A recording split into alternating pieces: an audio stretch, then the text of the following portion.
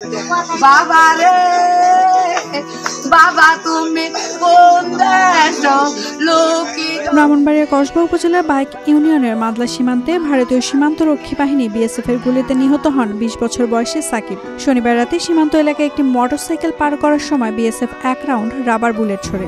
এতে গুলিবিদ্ধ হয়ে ঘটনাস্থলে লুটিয়ে পড়ে সাকিব। স্থানীয়রা জানান গুলির শব্দ শুনে ছুটে যায়, দেখে একটা ছেলে রাস্তায় পড়ে আছে, রক্ত ভেসে যাচ্ছে। পরে তাকে উদ্ধার করে হাসপাতালে নেয়ার পথে তার মৃত্যু হয়।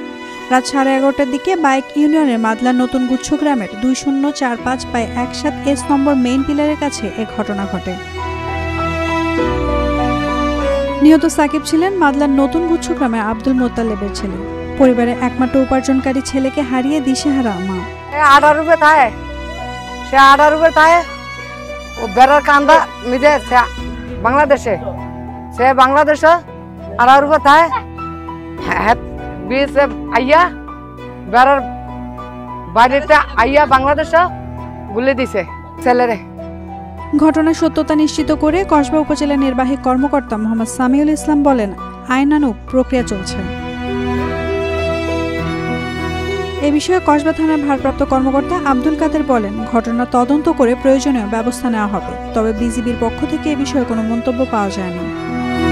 মালামাল আনার জন্য সম্ভবত সে যায়, তো সেখানে বিএসএফ প্রতি গুলিবিদ্ধ হয়। তার বুকের বাম পাজরে দেখা যাচ্ছে যে গুলি বড় ধরনের চিহ্ন। সীমান্তে এমন মৃত্যুর ঘটনা নতুন নয়, প্রতিবারই প্রতিবাদ হয়, প্রতিশ্রুতি আসে কিন্তু পাল্টায় না বাস্তবতা।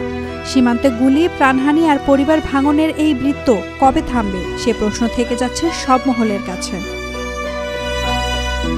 নাওমিনা স্টিন, Daily Sun. For more updates, follow us on Facebook, subscribe our YouTube channel, get the latest update on www.daily-sun.com.